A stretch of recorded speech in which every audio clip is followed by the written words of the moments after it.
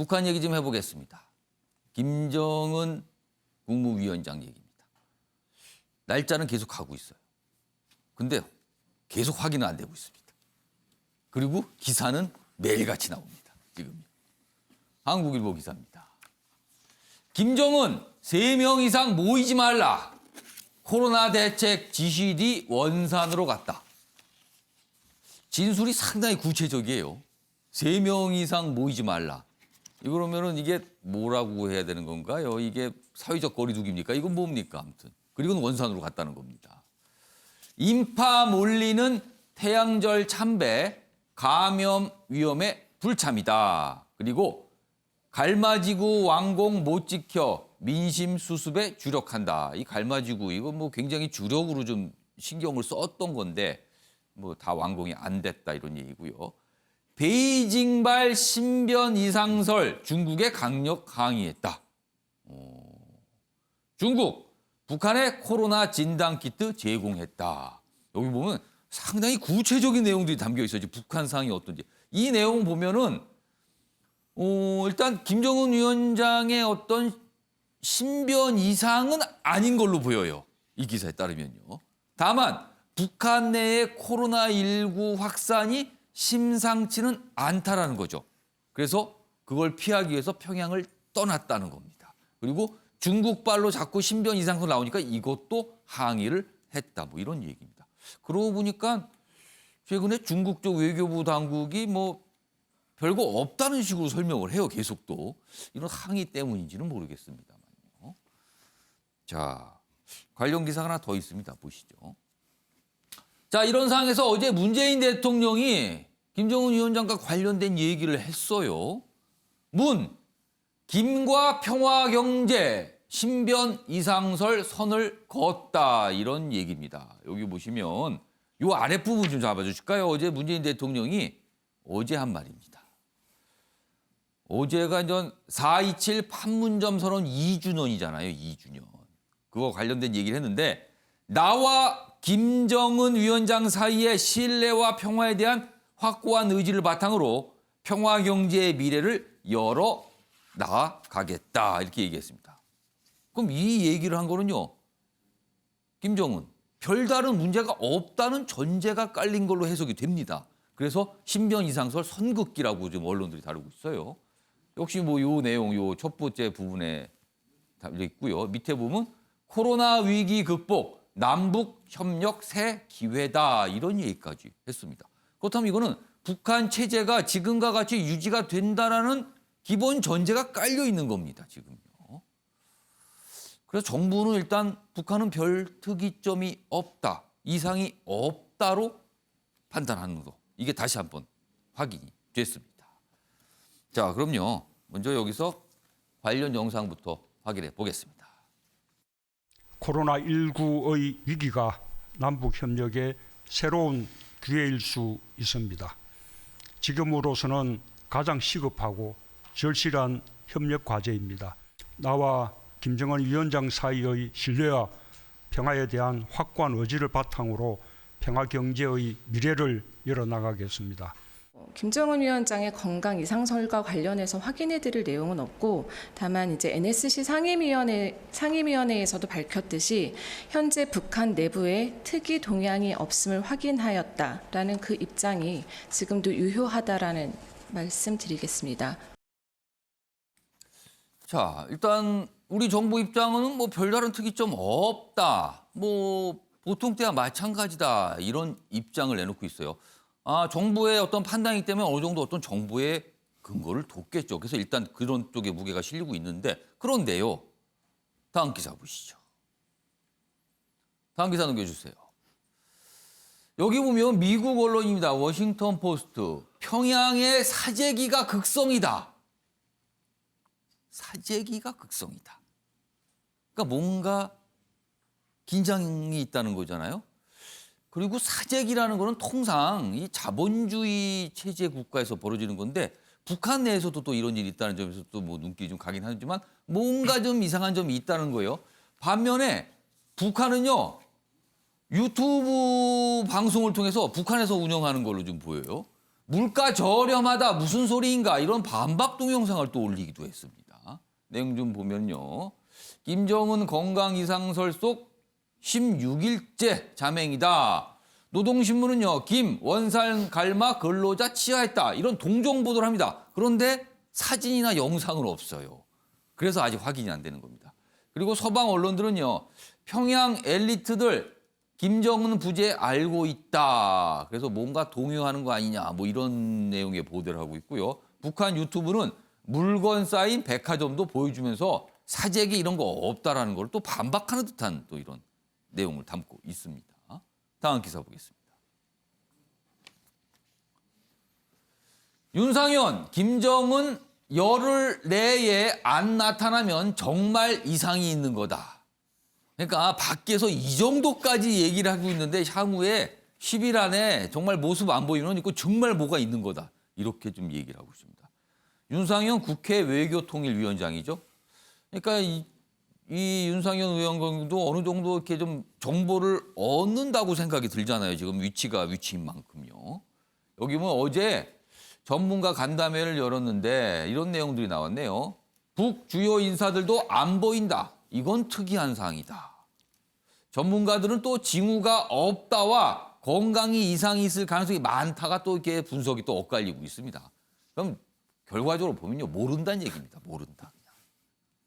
자, 이런 기사들과 관련해서도 또 영상이 있습니다. 또 보겠습니다.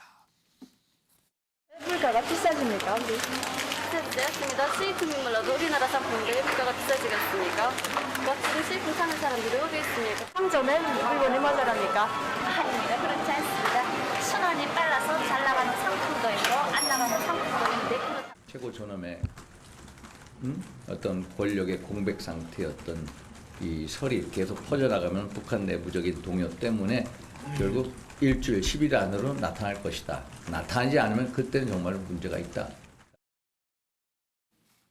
지금 김정은 위원장의 신변 이상설 아니다. 멀쩡히 있는 걸로 알고 있다. 뭐 이렇게 맞서고 있잖아요. 지금 보면은 야권과 여권의 주장 분석이 대립하고 있고요. 그리고요. 서방 언론과 청와대, 우리 정부의 입장도 대립하고 있습니다. 다르죠. 지금 얘기하고 분석하는 게. 주영선 의원님, 시간이 지나면 압니다. 결국은 누가 더 정보력이 강한 건지 이거 판가름 날 겁니다. 일단 예. 문재인 대통령께서 예. 김정은 위원장하고 함께 미래를 끌어가겠다는 쪽으로 말씀을 하셨는데 예.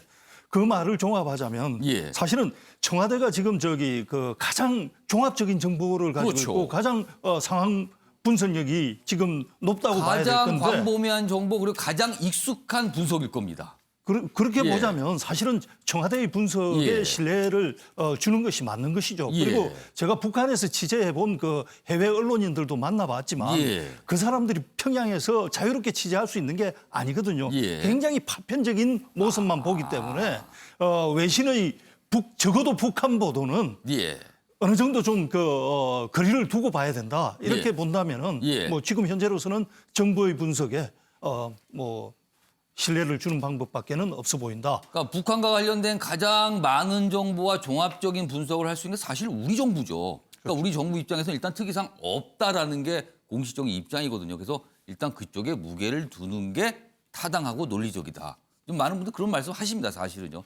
그런 몇몇 점들에서 보면 구체적으로 말씀드리면 4월 15일 북한에서 굉장히 중요한 날이었거든요. 근데 모습을 안 나타냈어요. 그리고 평양 내에서 고위층들이 안 보인다.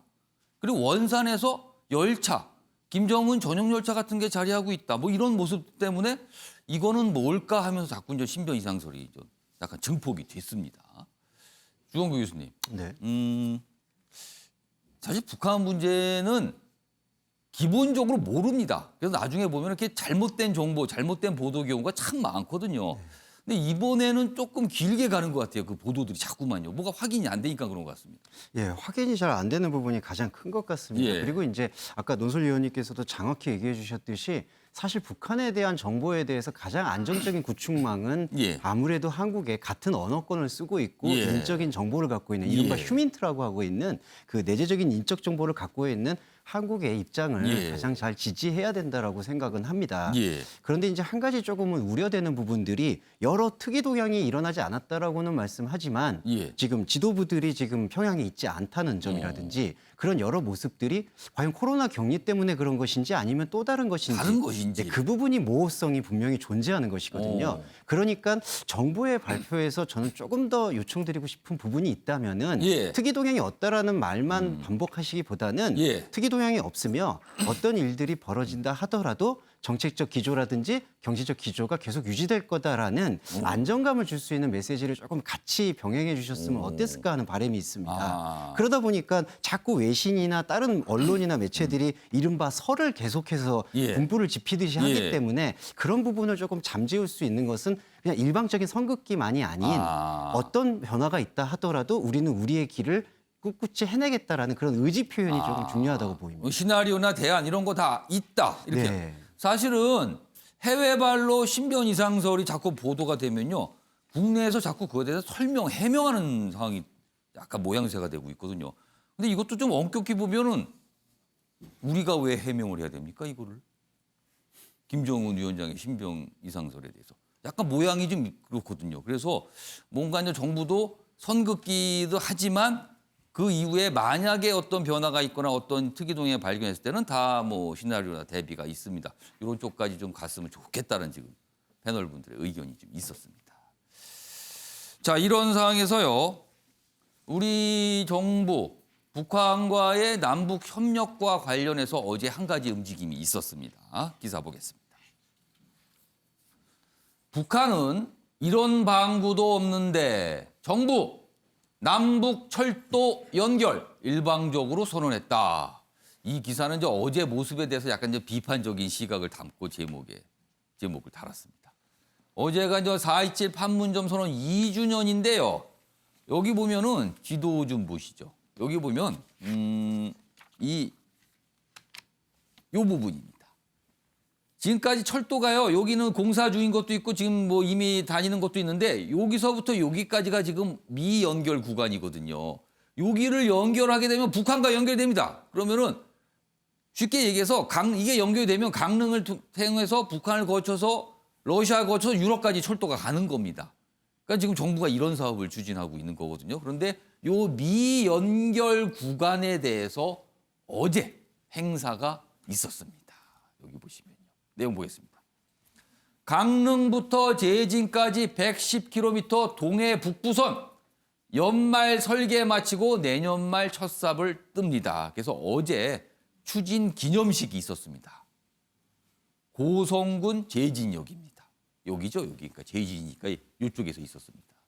내용 좀 더 보면요. 그런데 돈이 듭니다. 2조 8,500억 원이 투입이 됩니다.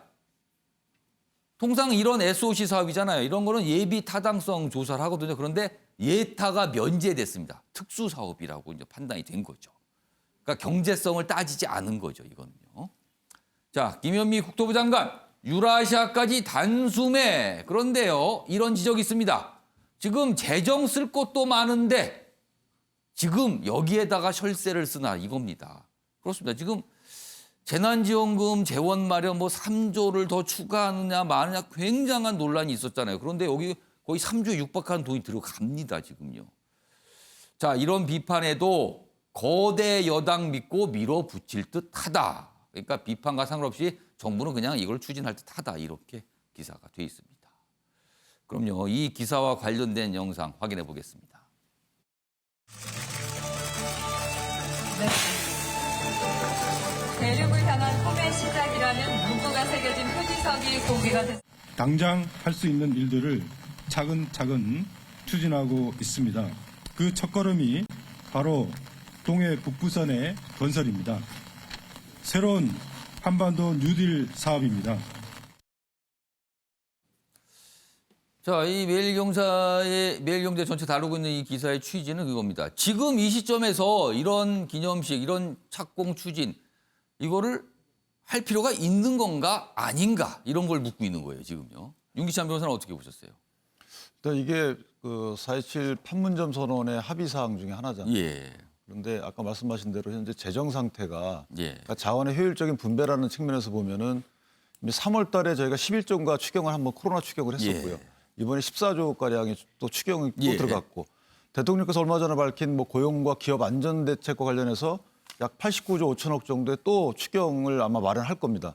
이런 재정 소요가 많은 상황에서 이 부분을 해야 되는지에 대해서는 좀 회의적이고요. 또 하나는 지금 북한의 뭐 김정은에 대해서 특이 동행이 없다고 정부는 발표를 하지만 정상은 아닌 것 같아요. 어쨌든 신변이 정상은 아닌 것 같아요. 예. 코로나라고 하더라도 뭐 나타나야 되고 방송에 출연할 수 있을 텐데 그것도 없는 거고 예. 또 대통령께서 이번에 보건 협력을 강조하시는데 구체적인 제안을 안 했어요. 예. 답이 필요한. 그러니까 정상회담을 제안하거나 실무급 제안을 하지 않고 예. 일방적으로 그냥 추상적인 말씀만 하셨단 말이죠. 그것은 상대방이 답변을 할 상황은 아니다라고 할 수 있다. 따라서 정부도 특이 사항은 아니라고 말씀하시지만 예. 제가 볼 때는 의문을 갖고 있는 건 분명하다. 발표에 따르면. 따라서 그런 상황에서 저렇게 4.27 판문점 선언에 대한 이행을 이렇게 지금 할 땐가 예. 이 부분은 좀 시기적으로 좀 문제가 있다. 저는 이렇게 생각합니다. 예. 양결 변호사. 일단 뭐 이게 남북설도라는 게 남북 경제 협력과 관련해서 굉장히 많은 부분에서 장기적으로 추진해야 될 프로젝트인 거지. 예. 이거 갑작스럽게 이루어지고 갑작스럽게 김정은 위원장이 지금 동향이 좀 좋지 않으니까 미루자 이런 형태는 아닌 거고요. 또 기사에 따르더라도 조금 시점이 항상 이런 기사 나오면 저는 이런 부분이 좀 이게 과연 이렇게 시작하는 게 맞나? 2조 8,500억 원이라는데 내년 말 첫 사업입니다. 예. 그럼 총 사업 연결이 될 때 2조 8,500억 원은 얼마만큼의 기간을 두고 어떻게 투자가 된다라는 거지? 장기간 투입되는 거죠. 장기간 투자되는 공사 거예요. 비용 전체입니다. 이거. 그러니까 예. 지금 재정 상황, 그 긴급 상황이기 때문에 이걸 지금 왜 써? 이렇게 지적하는 거는 조금 기사 자체로도 모순이 있어 보이고요. 또 말미에 나와 있긴 하지만 예. 저걸로 인한 뭐 고용 투자라든가 고용 예. 유발만 해도 4만 명 가량의 고용을 유발할 수 있다라는 또 분석도 뒤따르고 있기 때문에 예. 그렇지 않습니까? 저런 SOC 사업이 대규모 건설 사업이기 때문에 예. 장기간에 걸쳐서 여러 사람이 쓰이고 돈도 많이 쓰지만 또 예. 그걸로 얻은 경제 효과도 크다라는 측면을 생각을 해보면 예. 지금 저걸 추진한 것 자체로 뭐 안 됐다, 시점이 안 맞다 이렇게 하기는 예. 조금 좀 이제 부족해 보입니다. 그럼 양지열 변호사 말씀하신 부분이 여기에요. 여기 좀 보겠습니다. 강원 연구원입니다. 강원 연구원에서 전 분석을 한 거죠.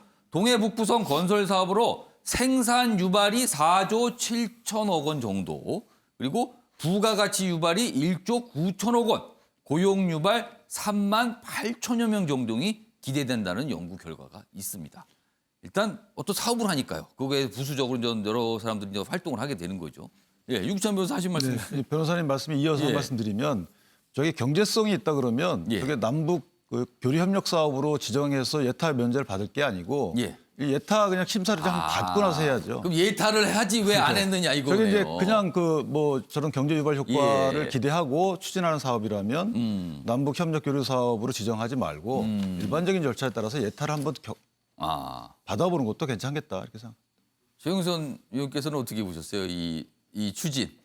일단 선언적 사업이 있고 실용적 사업이 있을 예. 수 있는데 남북 정부 모두 다 선언적인 사업, 어떤 이 방향을 크게 제시하는 예. 그런 선언적인 사업에 매달리고 있는 것 같아요. 그러니까 북한만 하더라도 지금 김정은 위원장이 원산에 가서 예. 원산 갈마지구 관광단지 완공을 굉장히 독려하고 있다는 예. 거거든요. 근데 그게 약간 상호 모순적인 점이 있습니다. 지금 북한에 코로나가 있어서 원산으로 대피를 했다는데 예. 그럼 코로나 전국에서 예. 그럼 자기는 코로나를 피해서 그까지 갔는데 거기 노동자들은 하루 완공을 앞당기기 위해서 완공에 박차를 가해야 되느냐. 예. 그리고 그 관광단지가 코로나 상황에서는 사실은 관광단지가 실용성이 떨어지는데 예. 당장은 예. 그걸 갖다가 자기가 주민들에게 약속했던 완공 시기에 맞추려고 저렇게 인부들을 동원해가지고 독려를 해야 되느냐. 예. 근데